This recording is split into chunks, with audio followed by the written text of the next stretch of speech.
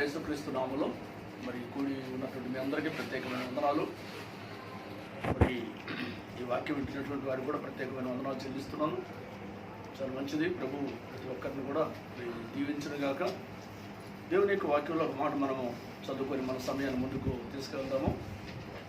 అపోస్తుల కార్యాల గ్రంథము 10వ అధ్యాయము. అపోస్తుల కార్యాల గ్రంథము 10వ అధ్యాయము 3వ వాక్యం చదువుకుందాం.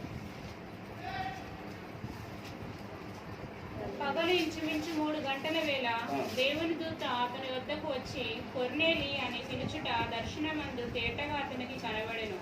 అతడు దూత వైపు తేరి చూచి భయపడి ప్రభువా ఏమని అడిగెను. అందుకు దూత, నీ ప్రార్థనలను నీ ధర్మ కార్యములను దేవుని సన్నిధికి జ్ఞాపకార్థంగా చేరినవి. ఇప్పుడు నీవు ఎప్పేకో మనుషులను పంపి ప్రేమలో తల్లి దయగలేస్తే అని కొన్నాళ్ళు ఇగో తల్లి, మరి ఈ వాక్యం చేత ప్రభావ చదవబడిన వాక్యం చేత మాతో మాట్లాడిన తండ్రి దేవా, నీ మాటల చేత మమ్మల్ని బ్రతికించండి. బాధల్లో మాకు నెమ్మదిని కలగ చేయండి. మీరు అక్కడి వరకు మమ్మల్ని సిద్ధపరచమని యేసు నామములో ప్రార్థన తండ్రి, ఆమేన్. దేవుని యొక్క వాక్యంలో దేవుడు తన మాటలు మనకు తెలియజేస్తున్న మాటలు మరి మనం జ్ఞాపకం చేసుకుంటే, ఇక్కడ కొర్నేలి అనేటువంటి భక్తుడు గురించి కొన్ని మాటలు మనం నేర్చుకుంటున్నాము.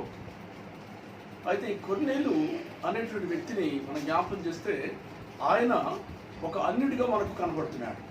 ఒక అన్యుడిగా కనబడుతున్నాడు అంటే ఇశ్రాయేలుడు కాదు, యూదుడు మాత్రం కాదు, కానీ అన్యుడిగా ఉన్నాడు.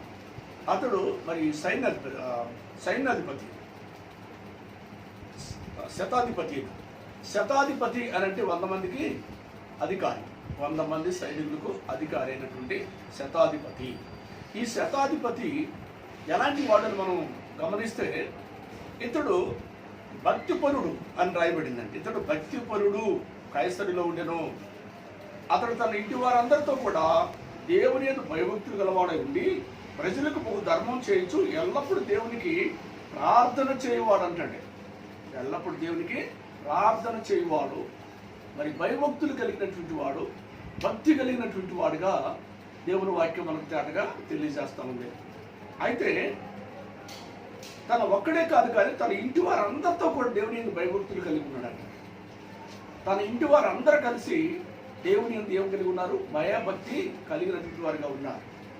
అయితే మనం గమనిస్తే, మరి కొందరు ఇంట్లో ఉన్నటువంటి వారు అందరూ కూడా భక్తి కలిగిన వారుగా ఉండలేకపోతారు. అందరూ ఈ కొన్నేళ్ళు ఇంటి వారు అందరూ కూడా దేవుని యందు భయభక్తులు కలిగినటువంటి వారు అనేది దేవుని యొక్క వాక్యం చెప్తుంది. కనుక మరి ఆ కొర్నేలు తన ఇంటి వారందరిలో కూడా ప్రభులో నడిపించుకున్నాడు, భక్తిలో నడిపించుకున్నాడు, ప్రార్థనలో నడిపించుకున్నాడు. ఆయన ఎలా భక్తిపరుడో తన కుటుంబాన్ని కూడా భక్తిపరులుగా నడిపించుకున్నట్టుగా వాక్యం మనకు చెప్తుంది. దాంతోపాటు 3వ వచనంలో ఏం చెప్పబడుతుందంటే వాక్యము, ఆయన ఇంచుమించు 3 గంటల సమయం ముందు ఆయన ప్రార్థన చేస్తూ ఉన్నాడు. అలా ప్రార్థన చేస్తూ ఉండగా మరి దేవదూత దర్శనంలో ప్రత్యక్షమైందట. ఆయన ప్రార్థన చేస్తూ ఉన్నాడు, దేవదూత ప్రత్యక్షమైంది. కొర్నేలు అని పిలిచి దేవదూత చెప్తుంది, నీ ప్రార్థనలో నీ ధర్మకార్యాలు జ్ఞాపకార్థంగా దేవుని కాడికి చేరాయి, జ్ఞాపకార్థంగా దేవుని కాడికి చేరాయి అని దేవదూత కొర్నేలు గురించి ఒక సాక్ష్యం ఇస్తున్నాడండి. చూడండి, ఎవరి చేత సాక్ష్యం పొందుతున్నాడు కొర్నేలు అంటే, దేవదూత ద్వారా కూడా సాక్ష్యాన్ని పొందుతున్నటువంటి వ్యక్తిగా అనుకుంటున్నాడు. చూడండి, ఇతడు మరి ఇశ్రాయేలుడు కాకపోయినా లేక యూదుడు కాకపోయినా కానీ యేసును అంగీకరించాడు, భక్తిపరుడుగా ఉన్నాడు, భయభక్తులు కలిగి ఉన్నాడు, ఎల్లప్పుడూ దేవునికి ప్రార్థన చేసే కుటుంబంగా తన కుటుంబాన్ని మార్చుకొని ఆయన ప్రార్థనలో ధర్మ కార్యాలన్నీ కూడా దేవుని కాడికి జ్ఞాపకార్థంగా మరి చేరినట్టుగా మనము చూస్తున్నాము. జ్ఞాపకార్థంగా చేరినట్టే. కనుక పిల్లరా, మనం గమనిస్తే మరి మన కుటుంబం ఎలా ఉన్నది అని ఒకసారి మనం కూడా ఆలోచన చేయాల్సిన వారిగా ఉంటున్నాము. కొర్నేలు కుటుంబం అంతా కూడా భయభక్తులు కలిగిన కుటుంబము, ఎల్లప్పుడూ ప్రార్థన చేసే కుటుంబంగా ఉంటుంది. కనుక మరి మనలో మరి ఎవరు భయభక్తులు లేని వారిగా ఉంటున్నారు మన కుటుంబంలో అనేది కూడా ప్రతి వారు జ్ఞాపకం చేసుకోవాలి. ఇళ్ళలో భర్త ప్రార్థన పరుడైతే భార్య ప్రార్థన పరురాలుగా ఉండలేకపోతే, భర్త భక్తి గల్లోడైతే భార్యకి భక్తి ఉండదు. భర్త చర్చికి వస్తే భార్య చర్చికి రాదు, భార్య చర్చికి వస్తే భర్త చర్చికి రాడు. ఈ కుటుంబాలు ఎలా ఉంటాయి? కుటుంబాలు చెప్పండి. ఈ కుటుంబాలు ఒకరేమో ఒక మార్గం అయితే ఒకరేమో ఇంకొక మార్గము. భార్య భర్తలు ఇద్దరు కలిసి వేక శరీరం అని వాక్యం చెప్తుంటే, వేక శరీరం కలిగినటువంటి భార్య భర్త రెండు దారులు, రెండు మార్గాల్లో నడుస్తున్నారు. కనుక మనం గమనిస్తే ఏం చేయాలి, ఏం దేవునికి చిత్తము అంటే తన ఇంటి వారందరూ కూడా దేవుని భయభక్తులు కలిగి మరి ఎల్లప్పుడూ ప్రార్థన చేసే కుటుంబంగా ఆయన ఏం చేశాడు? ఎవరు? కొన్నేళ్ళు తన కుటుంబాన్ని సిద్ధపరచుకున్నాడండి. తన భార్యని ప్రభు వద్దకు నడిపించుకున్నాడు, తన భార్యని దేవుని వద్దకి మోకరింప చేశాడు, ప్రార్థనలో కూర్చోబెట్టాడు భార్యని. అలాగే మనము కూడా మన భర్తను ఏం చేయాలి చెప్పండి? మన భర్తను దేవుని వద్ద కూర్చోబెట్టాలి, దేవుని పాదాల కాడ కూర్చోబెట్టాలి. కూర్చోబెడితే దేవుడు ఏం చేస్తాడు? భయభక్తులు కలిగినటువంటి వారిని యెహోవా ఆశీర్వదిస్తాడు. భయభక్తులు కలిగి ఉంటే, దేవుని పాదాల కాడ కూర్చొని భయభక్తులు కలిగి ఉంటే వాళ్ళు ఆశీర్వదించబడతారు అని వాక్యం చెప్తుంది. కనుక మన భర్త దేవుని కాడికి వస్తున్నాడా? మన భార్య దేవుని కాడికి వస్తుందా? మన పిల్లలు దేవుని కాడికి వస్తున్నారా? అందరూ వస్తున్నారా? కొందరే వస్తున్నారా అనేది మనం ఆలోచించాల్సిన విషయం అండి. మరి కొన్నేళ్ళ కుటుంబం గురించి దేవదూతే సాక్ష్యం ఇస్తుంది. నువ్వు చాలా భక్తి గల వాడు నాకు తెలుసు, భయభక్తులు కలిగినటువంటి వాడు అని తెలుసు, నీ ప్రార్థనలో ధర్మ కార్యాలు దేవుని కాడికి జ్ఞాపకార్థంగా చేరాయి అని గొప్ప సాక్ష్యం వింటున్నామండి. తర్వాత మనం మరొక మాట మనం జ్ఞాపకం చేస్తే 22వ వచనంలో అందుకు వారు నీతిమంతుడు దేవునికి భయపడువాడును ఏదో జనులందరి వలన మంచి పేరు పొందిన వాడునైనా శతాధిపతి కొన్నేలు ఒక మనుషుడు ఉన్నాడు, అతడు నిన్ను తన ఇంటికి పిలువనంపించి నీవు చెప్పు మాటలు వినవల్లని పరిశుద్ధ దూత వల్ల బోధించబడని చెప్పిరి. ఎవరు? కొన్నేలు యొక్క ఇంటి పనివాళ్ళు. ఇంటి పనివాళ్ళు పేతురు గారి కాడికి వెళ్ళారు. పేతురు గారికి కొన్నేళ్ళ గురించి సాక్ష్యం చెప్తున్నారు. పరిశుద్ధ దూత వలన నిన్ను తీసుకొని, పరిశుద్ధ దూత యొప్పే గ్రామంలో పేతురు గారు ఉంటాడు, ఆయన కాడికి వెళ్ళండి, ఆయన తీసుకొని రండి, ఆయన చెప్పింది మీరు వింటే మీకు రక్షణ దొరికింది అని చెప్పాడు. దాని గురించి అక్కడికి వెళ్ళినటువంటి పని వాళ్ళు ఏం చెప్తున్నారు? కొన్నేళ్ళ ఇంట్లో ఉన్న పని వాళ్ళు పేతురు గారికి చెప్తున్నారు, అందుకు మీరు నీతిమంతుడును దేవునికి భయపడు వాడును యోధాజనులందరి వలన మంచి పేరు పొందిన వాడైన శతాధిపతి. చూసారండి ఏ సాక్ష్యం చెప్తున్నాడు? కొన్నేళ్ళ యొక్క పని వాళ్ళు పేతురు గారికి ఏం సాక్ష్యం చెప్తున్నారంటే, నీతిమంతుడును దేవునికి భయపడు వాడును యోధాజనులందరి వలన మంచి పేరు పొందాడంటే, మంచి సాక్ష్యాన్ని పొందాడంటండి. అందరి వలన, యోధా ప్రజలందరి వలన మంచి సాక్ష్యాన్ని పొందిన వాడిగా ఉంటున్నాడు. మంచి సాక్ష్యం పొందాలంటే ఎన్ని సంవత్సరాలు పట్టింది? సాక్ష్యం సంపాదించుకోవాలంటే ఎన్నో సంవత్సరాలు పట్టవచ్చు, ఎన్నో నెలలు పట్టవచ్చు. పోగొట్టుకోవాలంటే, సాక్ష్యం పోగొట్టుకోవాలంటే ఏమైనా టీవీ కాడ కూర్చొని రిమోట్ నొక్కుంటా కూర్చుంటా ఉంటే పాది సాక్ష్యం ఉంది. అక్కడ భక్తి చేస్తుంటేనేమో సాక్ష్యం వచ్చింది, టీవీ కాడ కూర్చొని నొక్కుంటా ఉంటే సాక్ష్యం పోతూ ఉంటుంది. సాక్ష్యం సంపాదించుకుంటే కొంతమంది అయితే, కొంతమంది సాక్ష్యాన్ని పోగొట్టుకొని ఉండేటప్పుడు కొంతమంది ఇక్కడ ఉంచుతూ ఉంటాం. మనం ల్యాప్టాప్ సెల్ ఫోన్ నొక్కుంటాం, అదే కాలక్షేపం, అదే మాకు సర్వం, అదే మాకు మా జీవితము, దాన్ని మేము నమ్ముకున్నాం, దాన్ని ప్రేమిస్తున్నాం, దాని కొరకు మేము బతుకుతున్నామని దాన్ని నొక్కుంటా కూర్చున్నాం అనుకోండి, ఏమి సాక్ష్యం వస్తుంది చెప్పండి? ఇతరులు ఏం సాక్ష్యం చెప్తారు? మనం భక్తి చేస్తుంటే భక్తి చూసిన వాళ్ళు ఏం చెప్తారు చెప్పండి?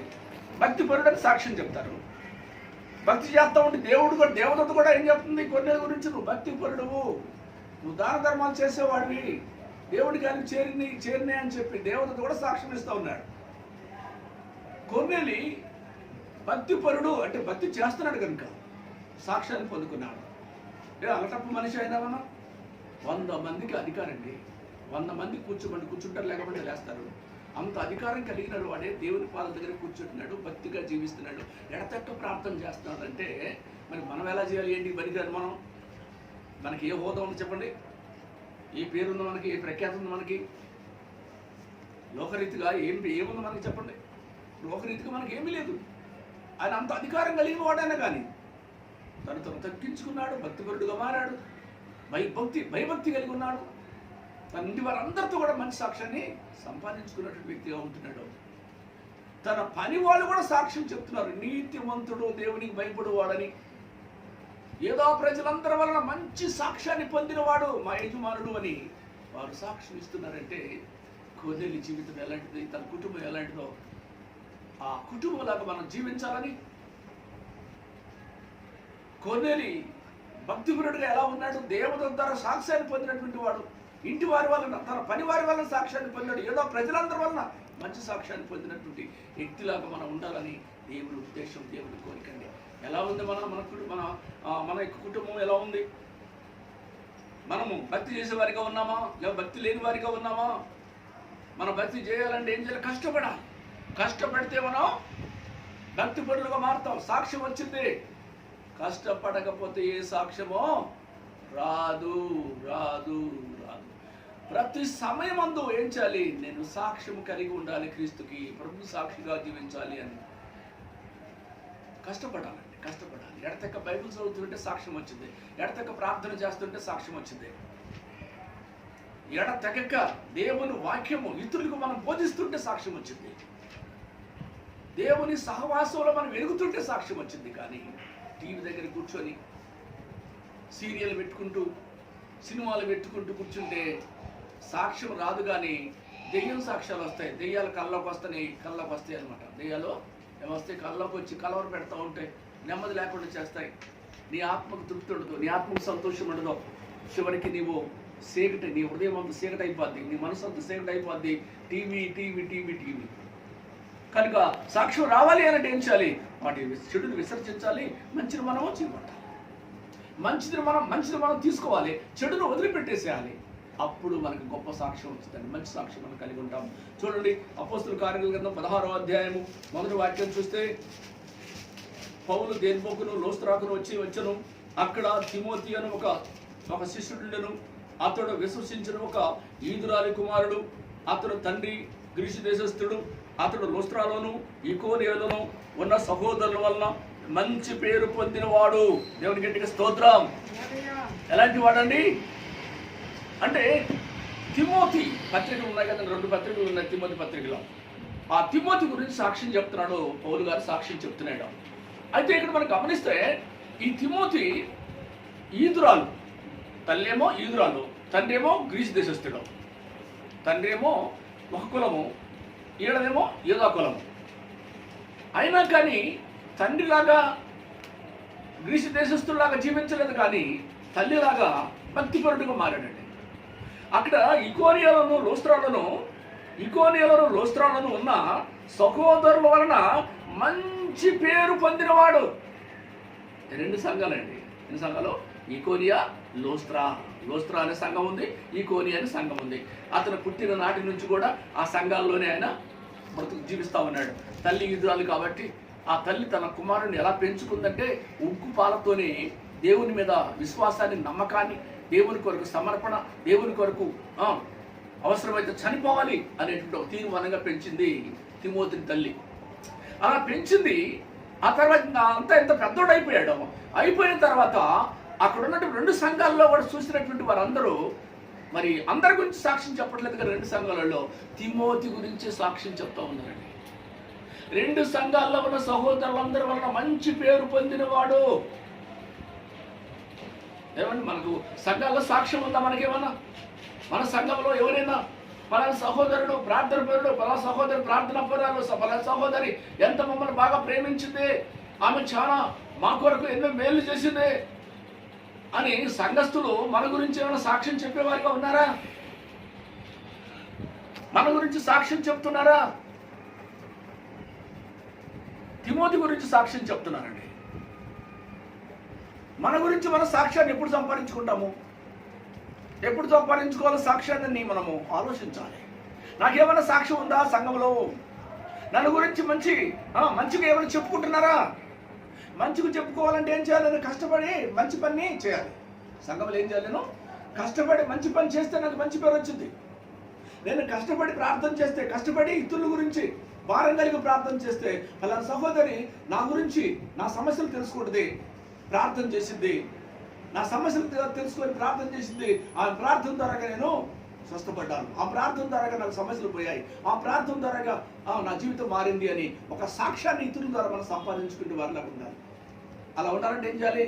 కష్టపడాలి. ఊరట ఉంటే వచ్చిందా? మంచి సాక్ష్యం వచ్చిందండి. మంచి సాక్ష్యం పరలోకం చేర్చింది, చెడ్డ సాక్ష్యం నరకానికి తీసుకెళ్ళింది. సాక్ష్యం ఉంటేనే పరలోకం చేస్తాం, సాక్ష్యం లేకపోతే నరకానికి పోతాం. ఏం కలిగి ఉండాలి మనము? సాక్ష్యం కలిగి ఉండాలి. సాక్ష్యం కలిగి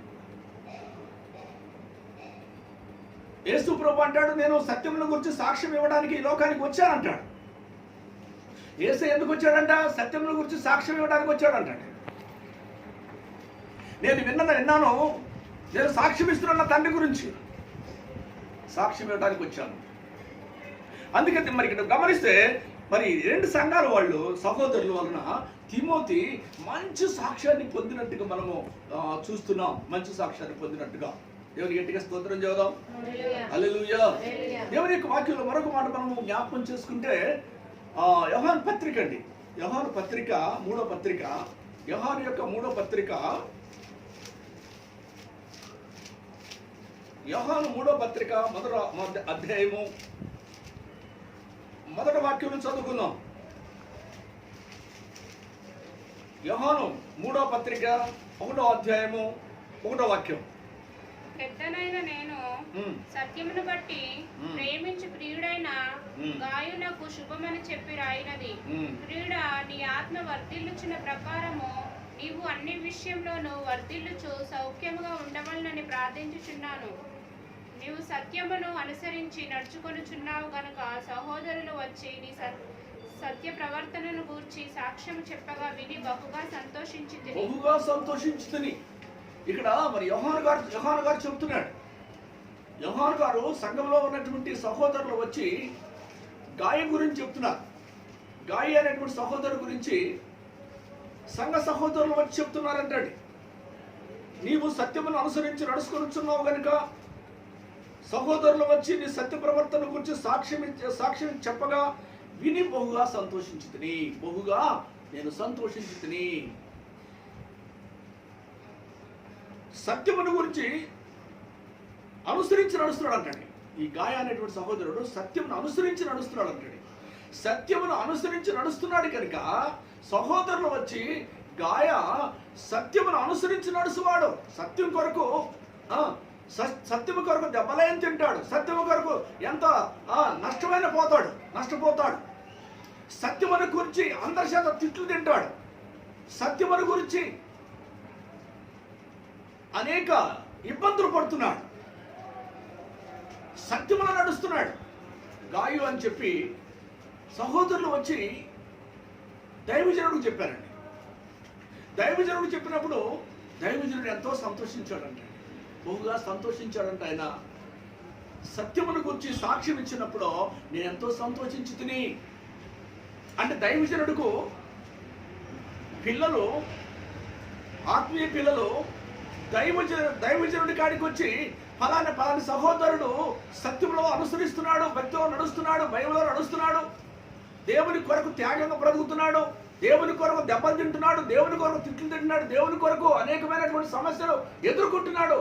సత్యంలో జీవించడానికి ప్రభు కొరకు త్యాగంగా బ్రతుకుతున్నాడని ఇతరులు వచ్చి సాక్ష్యం చెప్పినప్పుడు దైవజనుడైనటువంటి యోహాను గారు అంటాడు, నేను బహుగా సంతోషించి తిని అంటాడు. బహుగా సంతోషించాడు అంటాడు. తర్వాత ఆయన అంటాడు మరొక మాట. ఆయన ఏమంటాడంటే, నా పిల్లలు 4వ వచనం, నా పిల్లలు సత్యమును అనుసరించి నడుచుకొనుచున్నారని వినుట కంటే నాకు ఎక్కువ సంతోషం లేదు. నా పిల్లలు సత్యమును అనుసరించి నడుచుకుంటున్నారని వినుట కంటే నాకేం సంతోషం ఉంది? నా బిడ్డలు సత్యమును అనుసరించి నడుచుకుంటున్నారు, భక్తిలో నడుచుకుంటున్నారు, భయంలో నడుచుకుంటున్నారు, వాక్య వెలుగులో నడుచుకుంటున్నారు. కనుక వారు సత్యమును అనుసరించి వాక్యములో వారు నడుచుకుంటున్నప్పుడు అనేకులు వచ్చి నాకు చెప్పినప్పుడు నేను బహుగా సంతోషించి తిని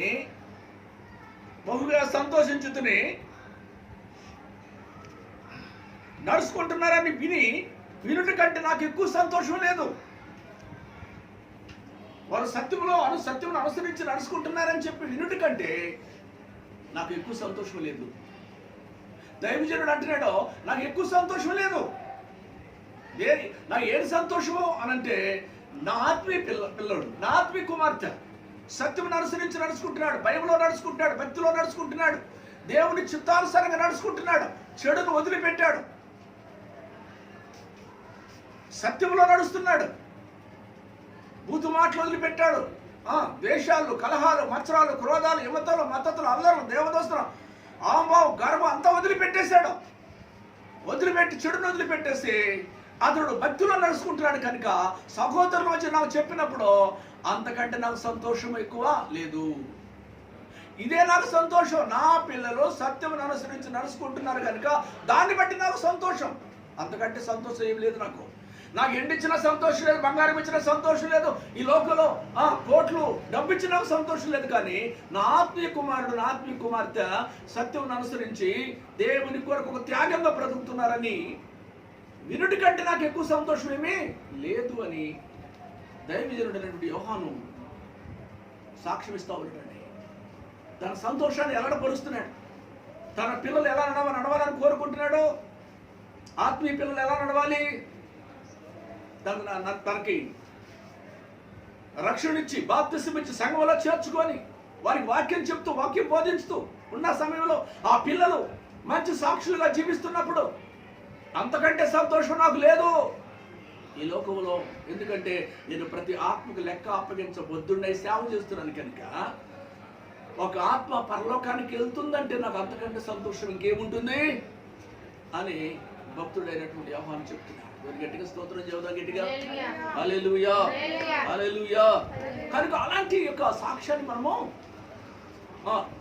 దైవజనుడికి లేక తండ్రికి అలాంటి సాక్షిగా బ్రతకాలని దైవజనుడు ఆశిస్తూ ఉన్నటువంటి దైవజనుడిగా ఉన్నాడు. దేవుని గట్టిగా స్తోత్రం చెబుదాం, హల్లెలూయా. దేవుని యొక్క వాక్యంలో ఒక మాట మనం చూడండి, అనోకు గురించండి. అనోకు మెతుశెలని కనినప్పుడు 65 సంవత్సరాల వయసు అండి. మెతుశెలని కన్నప్పుడు అనోకి 65 సంవత్సరాలు. ఆ తర్వాత ఆయన 300 సంవత్సరాలు దేవుడితో నడిచాడంటాడు. దేవుడితో నడుస్తూ కుమారులను కంటూ కూడా దేవుడితో నడుస్తూనే ఉన్నాడు అంటండి. 300 సంవత్సరాలు నడిచాడంటాడు దేవుడితో. చూసారా సాక్ష్యం ఎంత గొప్ప సాక్ష్యమో చూడండి. ఏమండి, ఆయన బ్రతికిందేమో 365 సంవత్సరాలు బ్రతికాడు. 65 సంవత్సరాల వయసులో ఉండగా పూర్తిగా దేవునికి సరెండర్ అయిపోయాడు. పూర్తిగా దేవుని కొరకు బ్రతకాలి. ఈ లోకంలో నాకేమీ లేదు, ఈ లోకంలో కిరాయికున్నా, పరదేశ యాత్రికుడినే, ఏది నా సొంతం కాదు, అంత వదిలిపెట్టి వెళ్ళిపోతాను. కనుక ఈ లోకాన్ని వదిలిపెట్టగా నాకు పరలోకం కావాలి. కనుక నేను ఎవరితో సావాసం చేయాలి, నేను ప్రభుతో సావాసం చేయాలి అని ఆయన ఒక తీర్మానం చేసుకున్నాడు. 65 సంవత్సరాల వయసులో తీర్మానం చేసుకొని ఎన్ని సంవత్సరాలు దేవుడితో నడిచాడు? 300 సంవత్సరాలు దేవుడితో నడిచాడు అంటాడు.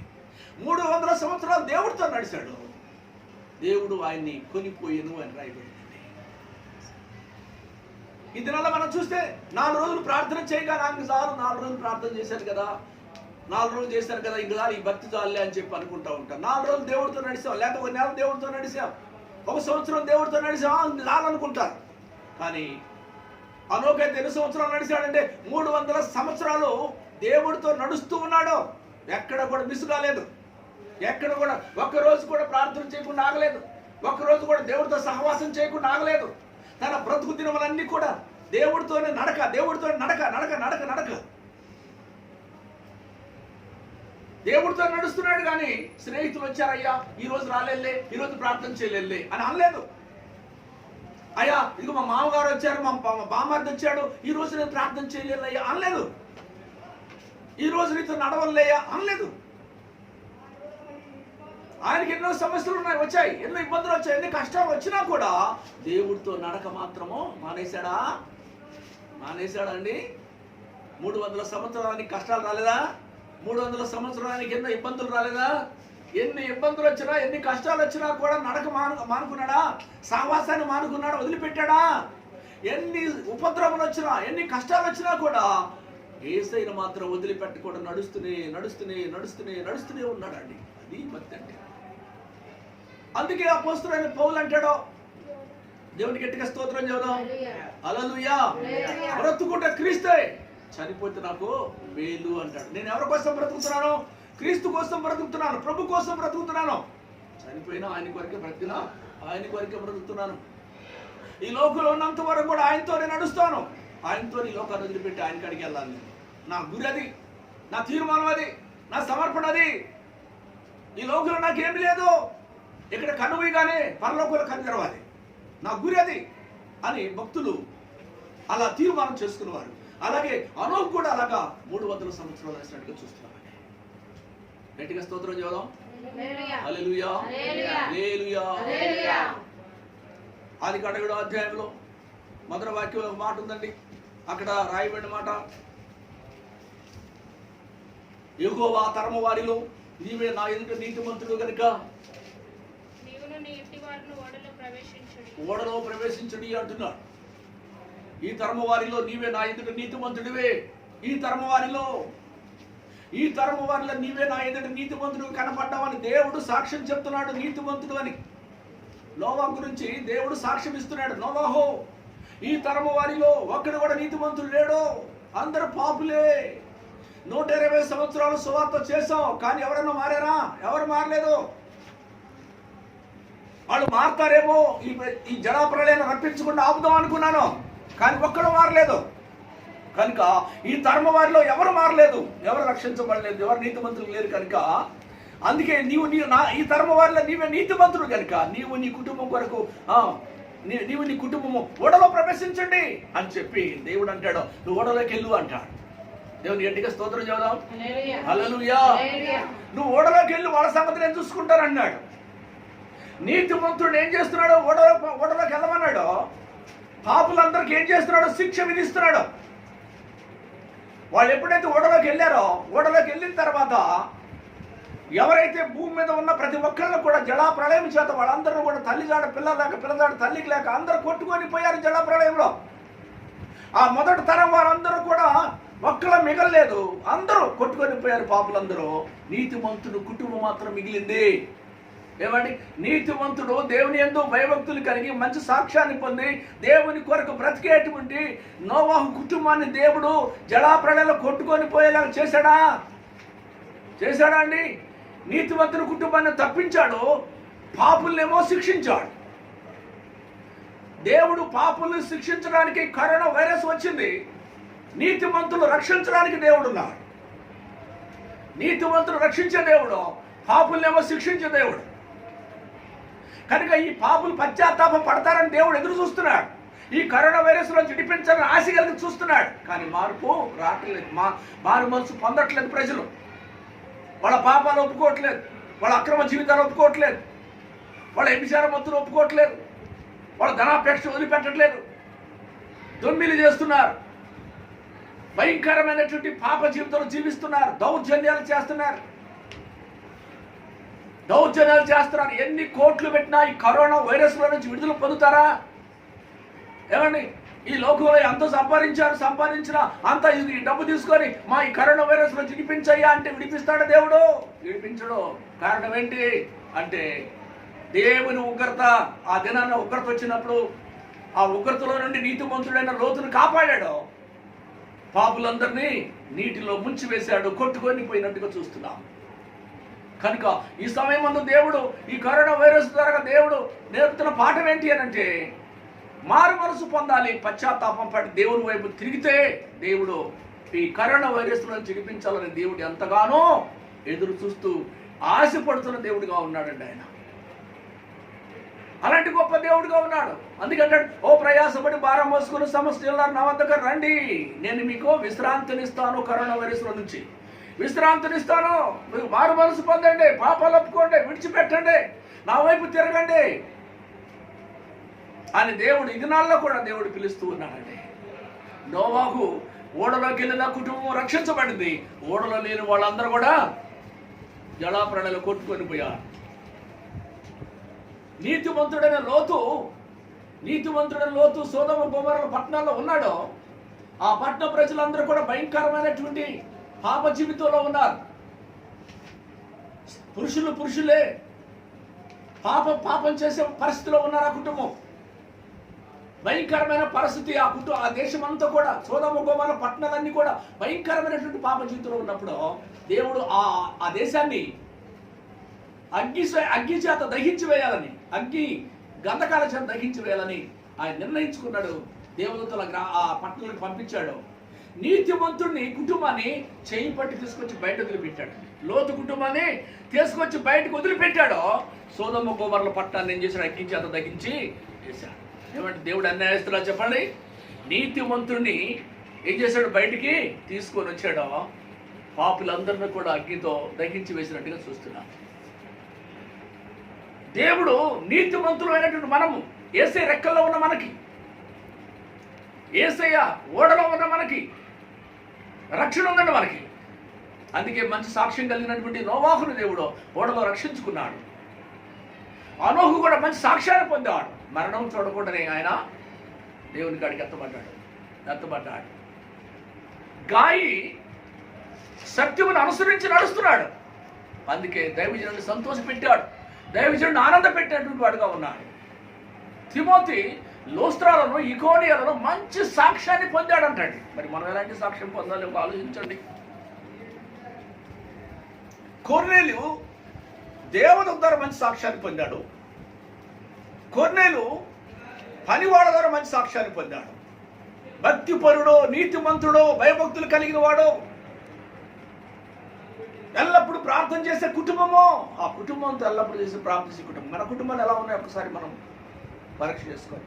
నీతిమంతులుగా ఉన్నామా లేమా, లేదా సాక్షులుగా ఉన్నామా లేమా, వాళ్ళు సంపాదించుకున్న సాక్ష్యం మనకుందా లేదా అని మనం ఆలోచించేసి, సాక్ష్యం కావాలంటే ఏం చేయాలి? సెల్ ఫోన్ పక్కన పడేసి ఏం చేయాలి? సెల్ ఫోన్ పక్కన పడేసి ప్రార్థన జీవితం కలిగి ఉండాలి. నువ్వు సెల్ ఫోన్తో ఆడుకుంటూ ఉంటే సాతాను నిన్ను ఆడుకుంటా ఉంటుంది సాతాను. అది ఆడుకొని చివరికి ఎక్కడ తీసుకెళ్తే ఈశ్వరి నరకంలో పడేసింది. తలగా ఉండండి తోకలాగా చేసింది, పైవాడిగా ఉండండి కిందలాగా చేసిందండి సాతాను. కనుక సెల్ ఫోన్ ఇచ్చాడు మనకి. దేనికి ఇచ్చాడు అంటే దాన్ని మనము దేని కొరకు ఉపయోగించుకోవాలి? మంచిగా ఉపయోగించుకోవాలి. అదేనా కూడా దానికి ఎక్కువ సమయం ఇవ్వకూడదు. అది మనకు దేవుడికి ఉపయోగపడేలాగా దాన్ని మనం ఉపయోగించుకోవాలి. కానీ అది ఇంకొక దానికి చెడుకు మనం ఉపయోగించుకోవద్దండి. కనుక మనం ఏది చేసినా మనం ఒక మంచి సాక్ష్యాన్ని పొందాలని చెప్పి మనం సాక్షి జీవితం కలిగి ఉండాలని దేవుడి కోరిక, దేవుడి ఉద్దేశం అండి. దేవుని గట్టిగా స్తోత్రం. అందుకే అంటాడు ఆ ప్రసంగిలో అంటాడు, ఏదో 7వ అధ్యాయం అంటాడు, 1వ వచనం అంటాడు, సుగంధ తైలము కంటే మంచి పేరు మేలు. మంచి పేరు మేలు. సుగంధ తైలము కంటే మంచి పేరు మేలు. ఏ పేరు మేలండి? మంచి పేరా లేకపోతే సుగంధ తైలమా? ఏది మేలు మనకు? సెంటు కొట్టుకుంటాం, కాసేపు ఉంటుంది, ఆ తర్వాత అది పోతుంది. కానీ మంచి పేరు అయితే ఇక్కడ ఉంటుంది, పరలోకంలో కూడా మంచి పేరు ఉంటుంది. సాక్ష్యం జీవగ్రంథంలోని పేరు రాయబడింది. మంచి పేరు సంపాదించుకుంటే, మంచి పేరు సంపాదించుకోవాలంటే కష్టపడాలి. దేవుని గట్టిగా స్తోత్రం చెబుదాం. హల్లెలూయా. అపోస్తలుడైన పౌలు తన గురించి తానే సాక్ష్యం చెప్పుకుంటున్నాడు అండి. 13వ అధ్యాయం కొరింథీ పత్రిక 13వ అధ్యాయంలో, 1 కొరింథీ పత్రిక 13వ అధ్యాయంలో 11వ వచనంలో అంటాడు, నేను చిన్న పిల్లవాడిగా ఉన్నప్పుడు చిన్న పిల్లవాడిగా మాట్లాడుతుని, చిన్న పిల్లవాడిగా యోచించుతుని, చిన్న పిల్లవాడిగా నేను నటన చేశా, చిన్న పిల్లవాడిగా నడుచుకున్నాను, చిన్నపిల్ల శాస్త్రాలు చేశాను. నేను ప్రభువుని నమ్ముకోకముందు చిన్న పిల్లవాడిలాగా నేను ఏం చేశాను? చిన్న పిల్లవాడిలాగా నేను తిరిగాను, చిన్న పిల్లలాగా మాట్లాడాను, చిన్న పిల్లవాడిలాగా యోచించాను, ఆలోచన చేశాను, చిన్న పిల్లవాడిలాగా ఆడుకున్నాను. ఇప్పుడు నేను పెద్దవాడిని అయిన తర్వాత పిల్ల శాస్త్రాలు మానివేశాను. ఏం కావాలని మనము పెద్దోళ్ళం అయ్యామా కాలేదా? బాప్తిసం తీసుకున్నా లేదా? రక్షణ పొందామా లేదా? రక్షణ పొందిన వాళ్ళు ఎవరు? చిన్నపిల్లలు. రక్షణ పొందిన వాడు చిన్నపిల్లలు, రక్షణ పొందిన వాడు పెద్దవాళ్ళు. యేసు ప్రభుని కలిగి ఉన్నాం, యేసు ప్రభు మన హృదయంలో ఉన్నాడు. ఆయన మనల్ని ఏం చేశాడు? రక్షణ ఇచ్చి మన పెద్దవాళ్ళని చేశాం. పిల్ల శాస్త్రాలు మానేయమన్నాం. ఏంటి పిల్ల శాస్త్రాలు? భోగి శాస్త్రాలు, దురాశలు, మద్యపానం, అల్లరితో కూడిన ఆటపాటు, త్రాగుబోతుల మీద చేయదగిన విగ్రహ పూజలు, ఈ చెడంతా కూడా పిల్ల శాస్త్రాలు. అవన్నీ కూడా నేను మానివేశాను. ఇప్పుడు నేను పెద్దవాడిని అయ్యాను అంటాడు అపోస్తలుడు. మరి పెద్దవాళ్ళం అయ్యా మనం? మన పెద్దవాళ్ళమైన సాక్ష్యం ఉందా? లేకపోతే ప్రభు నమ్ముకున్నా కూడా మన చిన్నపిల్ల శాస్త్రాలు చేస్తున్నామా? ఆత్మ సంబంధమైన ఎదుగుదల ఉందా? పెద్దవాళ్ళలాగా ఆత్మ సంబంధం ఎదుగుదల ఉందా? లేక ఇంకా శరీర సంబంధమైన ఆ ఎదుగుదలే ఉంది, కానీ ఆత్మ సంబంధం ఎదుగుదల లేకపోతే మనం ఇంకా చిన్నపిల్లలమే. కనుక పౌలు గారు అంటాడో, నేను చిన్నపిల్లాడిగా ఉన్నప్పుడు చిన్నపిల్లలాగా నేను నటన చేశాను, మరి చిన్నపిల్లలుగా నేను తిరిగాను, ఆటలాడాను, రకరకాలుగా చిన్నపిల్లలు చేశాను. అయితే ఇప్పుడు ప్రభు నమ్ముకున్నాక నేను పెద్దవాడిని అయ్యాను, పిల్లవాడి శాస్త్రాలు మానేశాను. ఏం చేయాలి? మనం మానేయాలి, చిన్నపిల్ల శాస్త్రాలు మానేయాలి. పెద్దవాళ్ళం అయ్యాం, మనం ప్రభు నమ్ముకున్నాం, పెద్దవాళ్ళం అయ్యాం. పరలోక జ్ఞానం దేవుడు మనకిచ్చాం. భూ సంబంధమైన జ్ఞానం కలిగినటువంటి వాడు చిన్నపిల్లలు, పర సంబంధమైన జ్ఞానం కలిగిన వాళ్ళు పరలోక సంబంధం పెద్దవాళ్ళు. కనుక మనం పెద్దవాళ్ళం అయ్యాం. యేసు ప్రభు తెలుసుకున్నాం, పరలోకం తెలుసుకున్నాం, మంచి చెడు దేవుడు ఇచ్చాడు తెలుసుకున్నాం. మనం పెద్దవాళ్ళం అయ్యాం కాబట్టి ఇప్పుడు చిన్నపిల్ల శాస్త్రాలు మనము చేయకూడదండి. దేవుడికి విరోధమైన కార్యాలు మనము చేయకూడదు. అలా చేయకూడదని దేవుడు ఎంతో ఆశపడుతుంది దేవుడిగా ఉన్నాడు. అందుకే దేవదూత కొర్నేలు గురించి అంటుంది, నీ ప్రార్థనలు, నీ ధర్మ కార్యాలు జ్ఞాపకార్థంగా దేవుని కాడికి చేరాయి అని చెప్తున్నాడో దేవదూత.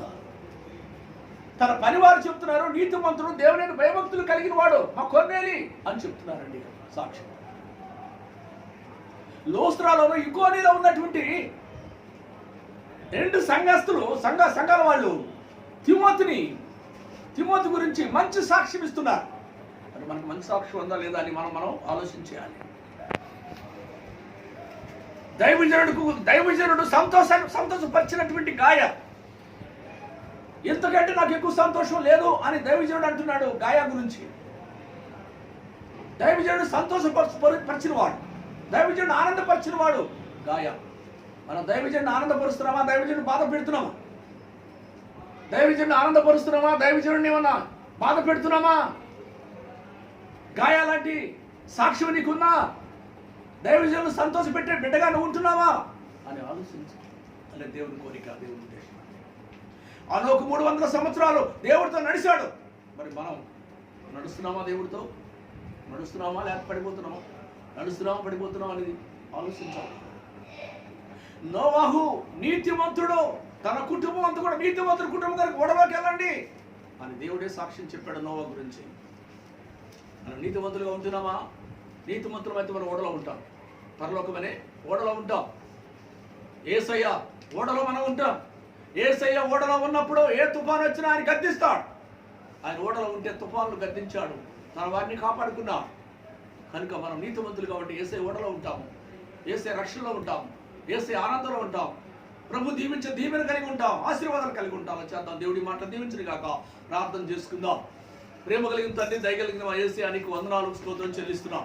ఇప్పటి వరకు తండ్రి ఎలాంటి సాక్ష్యం కలిగి ఉండాలని అనేకమైన భక్తుల యొక్క సాక్ష్యాలు మా ముందు ఉంచి అనేక రీతిలుగా తండ్రి ఎవరెవరు ఎలాంటి సాక్ష్యం కలిగి ఉన్నారని ఆ విషయాలను మాతో మాట్లాడేందుకు స్తోత్రాలు, వందనాలు చెల్లిస్తున్నాం తండ్రి. అయ్యా, భక్తులందరూ ఎలాంటి సాక్ష్యం కలిగి ఉన్నారు, మేము కూడా అలాంటి సాక్ష్యం కలిగి కష్టపడితే సాక్ష్యం వచ్చింది, కష్టపడకపోతే సాక్ష్యం రాదు తండ్రి. సాక్ష్యం ఉంటే పరలోకం చేరుతాం, సాక్ష్యం లేకపోతే నరకానికి పోతాం ప్రభువా. తండ్రి మీకు స్తోత్రాలు. వ్యర్థంగా తండ్రి నాయన పక్షుల్లాగా జంతువులాగా వ్యర్థంగా జీవిస్తే ఏం ప్రయోజనం ప్రభువా? మేము సాక్షులుగా మా గురించి ఇతరులు మంచి సాక్ష్యం చెప్పే వారిగా మేము బ్రతకాలి. అలా బ్రతుకున్నట్లుగా సహాయం చేసి మహిమ పొందమని, నీ రాకడ కొరకు మమ్మల్ని అందరూ సిద్ధపరచమని, నీ కరోనా వైరస్ నుంచి ప్రతి ఒక్కరిని విడిపించి మా రాష్ట్రాన్ని, మా దేశాన్ని, అన్ని దేశాలు కూడా నీ కరోనా వైరస్ నుంచి విడిపించి కార్యం చేయమని, విడుదల దాచేయమని, మీరే మహిమ పొందమని, మా సంఘ బిడ్డలందరూ కూడా ప్రతి ఒక్కరిని దీవించండి. ప్రతి ఒక్కరి మీద నీ కాపుదల కృప ఉంచి నా కరోనా వైరస్ రాకుండా కాపాడమని యేసు నామములో ప్రార్థన చేసి పెట్టుకొంచున్నాం తండ్రి, ఆమేన్. మన తండ్రి అయిన దేవుని యొక్క ప్రేమ, కుమారుడి కృప, పరిశుద్ధాత్మ యొక్క అన్యోన్య సావాసము ఇప్పుడు ఎల్లప్పుడు సదాకాల సకల పరిస్థితులు కూడిన మనందరికీ వాక్యం విన్న ప్రతి ఒక్కరిని దేవుడు ఆస్వాదించును గాక, సమాధాన సంతోషాలతో ప్రతి ఒక్కరిని నడిపించును గాక. ఆమేన్, ఆమేన్, ఆమేన్. అందరికి వందనాలు.